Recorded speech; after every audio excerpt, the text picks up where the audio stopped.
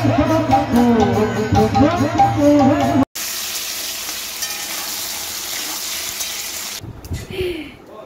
तो कोने बोलता मुक्ता इतनी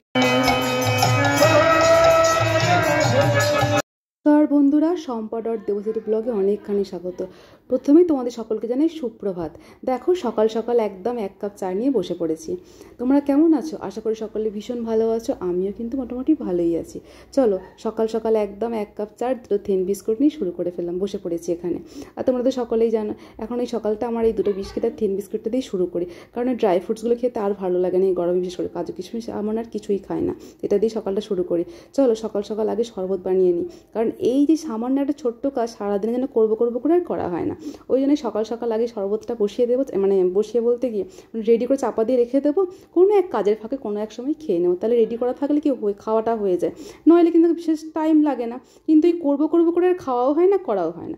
ওই জন্য চাটা খেয়ে আগে চলে গেছি শরবত বানাতে।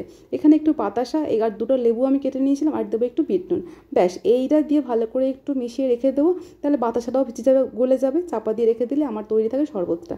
কারণ আমার সত্যি তো ভীষণ প্রচণ্ড লো প্রেশার জানো তো, তো ওই জন্য এটা আমার খেতেই হয়, নাহলে হয় না, খুব সমস্যা হয়ে যায়। আর দেখো এসে গেছি রান্নাঘরে। আজকে হবে এই এত রকম সবজি দিয়ে একটা বড় করে ঝোল বানাবো সকলের জন্য। রবিবার কিন্তু আজকে কোনো মাংস হবে না। এখানে আছে পটল, ঝিঙে, কাঁচকলা, আলু, পেঁপে আর রাঙালু, এই হলো ঝোল। আর এই যে মাছগুলো এখান থেকে দুটো মাছ নিয়ে ঝোলে দেবো, বাকি মাছ ঝাল হবে। ওই জন্য মাকে বললাম মা তুমি মাছটা ভেজে দাও, তো ওইদিকে না আমি আর কিছুটা কাজে সেরে নিই। সেটা হলো কি, একটু তরমুজ কেটে ফ্রিজে রেখে আসি, কারণ তরমুজটা না ঠান্ডা ঠান্ডা খেতেই ভালো লাগে, গরমটা একদমই ভালো লাগে না। তো ওই জন্য মাকে ওখানে বললাম তুমি মাছটা ভাজো, আমি তরমুজটা কেটে নিই, তারপরে আমি ঝোলটা ওখানে বসাচ্ছি তোমার মাছটা ভাজা হয়ে গেলে, কারণ এইদিকে আমার একটু এই কাজটা গোছানো হয়ে যাবে। আজকে রবিবার কিন্তু কেউই মাংস খাবে না বললো, কারণ প্রত্যেকেই বললো যে না এত গরমে আর মাংসটা একদমই ইচ্ছা করছে না খেতে। সত্যি আমারও একটু ইচ্ছা করছিল না, মনে হচ্ছিলো কিছু হালকা পাতলা খেলেই ভালো লাগে, বিশেষ করে মাছটা হলে ভালোই লাগে। চলো মোটামুটি এখানে অনেকটা বড় তরমুজটা এনেছিলো, ওই অর্ধেকটা কাটলাম, অর্ধেকটা রেখে দিলাম, এই হয়ে গেল রেডি। আর এই জায়গাটার মধ্যে নিয়েছি কেন জানো, কারণ এটার মধ্যে ভালো করে চাপা দিয়ে রাখতে পারবো। দাঁড়াও চাপাটা দিয়ে দিই এখানে বেশ ভালো করে সুন্দর করে গুছিয়ে, এই যে চাপাটা দিয়ে দিলাম, দিয়ে চলো এটা ফ্রিজে রেখে দিই। দিয়ে ওখানে মায়ের মাছ ভাজা হয়ে গেছে, আর আমি ওখানে মাছের ঝোলটা জলদি বসিয়ে দিই, কারণ 12টার মধ্যে রান্নাগুলো আমাকে কমপ্লিট করতেই হবে, কারণ বাপ এসে যায় আর আমার ছেলেটাও তো এই খাবারগুলোই খাবে, ওর জন্য আলাদা করে কিছু করি না। এই যে ঝোলটা আজকে বানাবো, এই ঝোলটা দিয়েই আমার বাবু ভাতটা খাবে। ওই জন্য দেখো সামান্য একটু তেলে দিচ্ছি সাদা, মানে গোটা সাদা জিরে, ব্যাস। আর সবজিগুলো সব দিয়ে ভালো করে একটু নেড়ে ছেড়ে নিয়ে এবার দিয়ে দেবো কিছু মশলা বলতে ওই কি সামান্য একটু হলুদ, নুন আর ধনে জিরে গুঁড়ো। দাঁড়াও একটু গোলমরিচ দিই, জানো নাহলে এতটা ঝোলে কোনো তো কাঁচা লঙ্কা দেবো না, একটু গোলমরিচ না দিলে সেই স্বাদটা আসে না। মানে সকলে মিলে আমরা এই ঝোলটাই খাবো। বেশি করে একদম 1 কড়া জল দিয়ে দেবো, দিয়ে দিলেই একদম হয়ে যাবে আমাদের একদম গরমের সময় পাতলা পাতলা একটা বড় ঝোল। আর এই ঝোলে দেবো দুটো মাছ মাত্র, যেই মাছ দুটো খাবে বাপি আর আমার বাবু, মানে আমাদের বাড়ির এখন দুটো বাচ্চা হয়েছে, বাপি আর বাবু খাবে। তো এই ঝোলের মাছটা ওরা খাবে, কারণ আমাদের বাড়ির প্রত্যেকের ঝোলে কোনো মাছ দিলে ওরা পছন্দ করে না, বলে নাকি ঝোলের মাছ আমার ভালো লাগে না, স্বাদ লাগে না। ওই জন্য আলাদা করে প্রত্যেকের জন্য মাছটা আবার ঝাল হবে, সেটা আলু দিয়ে। ওইদিকে যাচ্ছি শরবতটা আমার হয়ে আছে, এমনি এখনই অলরেডি মাথা আবার কেমন একটু হচ্ছে, এত গরম না ঠিক থাকা যায় না। চলো একটু বসে পড়ি, এই যে আমি একটু বসে পড়েছি, এবার একটু আরাম করে শান্তিতে শরবতটা খেয়ে নিই। খেয়ে আবার এখানে শরবতটা হয়ে গেলেই না খাওয়া, তারপরে মাছটা বসাবো, কারণ অনেকটা দেরি হয়ে যাবে, অনেকগুলো লোক তো, তাড়াহুড়ো না করলে। মাংস যে ভাবি মাংস হলেই সময় লাগবে, মাছ হলে সময় লাগবে না, কী জানি আমার মনে হয় অসুবিধা হয় না, অনেকগুলো আইটেম হলেই দেরি হয়ে যায়, সে মাছ হোক বা মাংস। চলো এখানে শরবতটা বসে বসে খেয়ে নিই, খাওয়া হয়ে গেলেই যাবো মাছের ঝালটা বসাতে। কিন্তু এই দিকে আর তোমাদের কথা বলি, আজকে একটা বিষয় তোমাদের জানাবো। যেহেতু রবিবার, গতকাল মানে শনিবারে না আমাদের পাড়াতে অষ্টপ্রহরের পুজো ছিল, আর সেখানে আমরা সকল মিলে গেছিলাম বিকালবেলা। আর সেই মুহূর্তটাই তোমাদের এই ভিডিওর মাঝে আমি শেয়ার করব। মানে কি ভাবলাম আমি পুজোর মধ্যে যাব আর আমার বন্ধুগুলোকে আমি সাথে নেব, সেটা কী করে সম্ভব, তাই তোমাদেরকে আমি ওখানে সাথে নিয়েছি। সেই কিছু ক্লিপ আমি তুলে রেখেছি, সেটা তোমাদের সঙ্গে লাস্টে আমি শেয়ার করব। তো তোমরা প্লিজ দেখে নিও। আর সেইখানটা শেয়ার করার একটাই কারণ ছিল, আমার ছোটোর যদি তোমরা নাচ দেখো না, মানে কি বলবো, কত আনন্দ করেছে ও, কত এনজয় করেছে তোমার দেখবে। তো চলো এখানে চলে এসেছি মাছের ঝাল করতে। এখানে দেখো মাছের ঝালের মশলা আমি রেডি করে নিয়েছি, টমেটো, কাঁচা লঙ্কা আর ওর নুন, হলুদ আর সামান্য গুঁড়ো লঙ্কা দিয়ে ওই মশলাটা পুরো রেডি করে রেখে দিয়েছিলাম আলাদা করে কোনো। আর এখানে দিয়েছিলাম তেলের মধ্যে একটু কালো জিরে, আর দিয়ে আলুগুলো দিয়ে বেশ করে একটু নেড়ে চেড়ে নিয়ে মশলাটা দিয়ে একটু কষিয়ে, একটু সামান্য 2-4টে চিনির দানা ব্যাস দিয়ে একটু ভালো করে কষিয়ে নিয়ে একটু জল দিয়ে আর মাছগুলো এখানে দিচ্ছি। চলো ভালো করে মাছটা ফুটুক। এদিকে ছোটু দেখো এই যে বাবু যাচ্ছে, ও আর ঘরে ভালো লাগছে না, ও যাবে একটু বাইরে। আমার সকলে ওকে বলছে ওরে বাইরে প্রচুর রোদ, কিন্তু শুনবে না। তখন মা বলে দাও একটু গায়ে মাথায় গামছা দিয়ে ওই গাছের মন্দিরের সামনে একটু নিয়ে, যখন একটা ছাওয়া মতন আছে। এই দেখো না ছোটো পুকু পাখিটা আমার একটা, এই দেখো না যাচ্ছে বাইরেটা, শুধু রোদ দেখো না কী পরিমাণের রোদ। মানে এই রোদ দেখে মা আর মন্দিরের সামনে গেল না। মা বলো না একটু কাকিমার বাড়ি থেকে ঘুরিয়ে নিয়ে আসি, চলো এখানে অনেকটা বেলা হয়ে গেছে। এই দেখো এখন বাজে 12টা 15।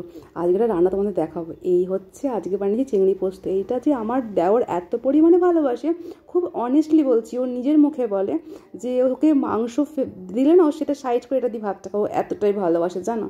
এই যে তোমাদের বলেছিলাম না অষ্টপ্রহরে পুজো দেবো, সকলে মিলে বিকালে বেরিয়ে পড়েছিলাম। এই হলো মৌ, এই কাকিমা, আর এই হলো মা আর বাবু, আর আমি যাচ্ছি পিছু পিছু ওদের। চলো সকলে মিলে বেরিয়ে পড়ছি অষ্টপ্রহরে পুজো দেখতে। ওখানে সকলে মিলে প্রচণ্ড আনন্দ করেছিলাম। আর যেটা করেছিলাম জানো, আমার ভীষণ ভালো লাগে, যেটা কাজটা কখনো করিনি, ফার্স্ট টাইম করলাম। ওখানে না ওই যে বলে না হরিনোট দেওয়ার সময় হরিনোট দেওয়া হয়, মানে সেখানেও না মা ওখানে 1 কেজি বাতাসা নিয়ে গেছিলো ওখানে ঠাকুর কাছে পুজো দেওয়ার দিয়ে ছড়ানোর জন্য। আর সেটা না আমি করেছিলাম, আমার ভীষণ ভালো লেগেছিলো, আমার এত আনন্দ করেছিলাম, আমি এত এনজয় করেছিলাম যে তোমাদের কী বলবো।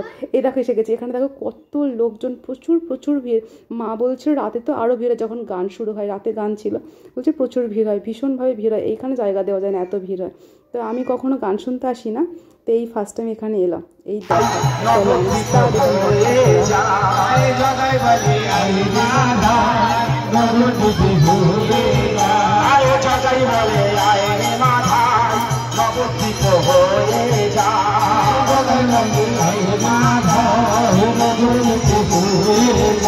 আমরা নবদ্বীপে এসে আমরা বাতাসা কুড়িয়ে নবদ্বীপে এসে আমরা বাতাসা কুড়িয়ে বুঝের হরি নারায়ণ লুটেতে করে দেখলেই তো হরে লুটের গান হচ্ছিল, তার সঙ্গে ছড়াচ্ছিলাম বাতাসা। ভীষণ ভালো লাগছিলো, আমার যে এত ভালো লাগছিলো যে কি বলবো।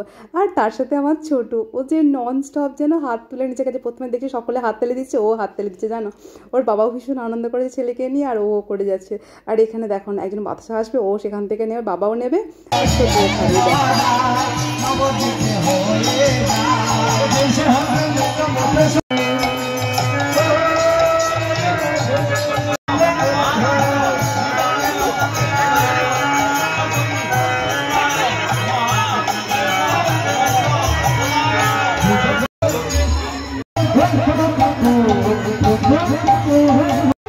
তোমরা ছোট শুধু নাচ কত, সকলকে ও দেখছে হাত তুলে নাচছে, ও হাত তুলে নাচছে, ওর হাত নাপছে না, মানে ওকে দেখছি আর আমি সত্যি কত হাসবো। আর ওই জন্য ভাবলাম এই মুহূর্তে যদি তোমাদের সঙ্গে না নিই আর কোন মুহূর্তটা নেবো, তাই না বলো? এত সুন্দর একটা মুহূর্ত। আর ওই যে একটা একদম যেখানে গানটা আছে সেখানে সব ইয়াং ছেলেগুলো সকলে হাত তুলে তুলে এত হই হই করে নাচ করছিল, সত্যি এখানে মন খারাপ থাকেই না, এত আনন্দ করছিল।